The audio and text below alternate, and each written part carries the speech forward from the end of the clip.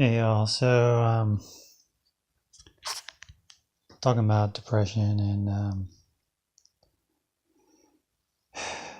interesting thing about the gospel is there's always a principle you can live, no matter what you're going through in life. Now, if you think about it, joy isn't really a principle of the gospel that you live.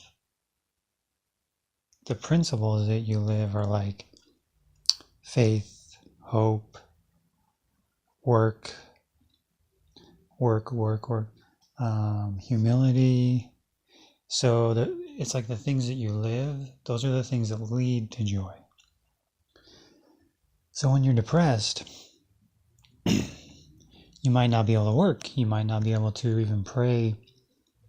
I mean, like get on your knees, or you might not be able to go to the temple. Some people might not even go to the sacrament, whatever.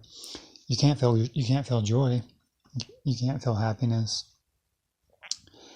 So we're talking about the things you can feel.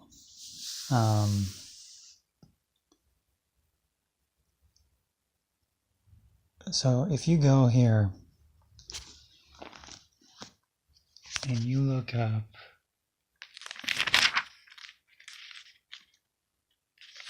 certain things in the index, you'll find principles that you can live. So for instance,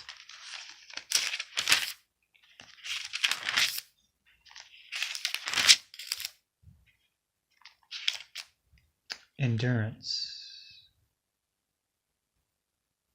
So to bear, continue. If you're having suicidal thoughts, just continue.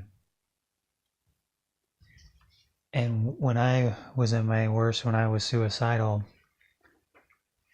part of the reason I was suicidal was because I couldn't do anything, and I couldn't feel anything good or anything. And I just got to the point where it was like, all I can do is just lay here in bed and continue. And sometimes that's all someone can do. And so, isn't that interesting that sometimes life becomes so narrow and so limiting that you can literally only do one principle of the gospel?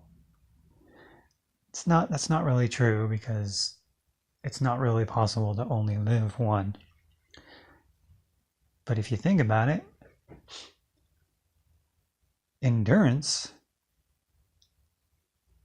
that's one principle of the gospel everybody in any situation can always live.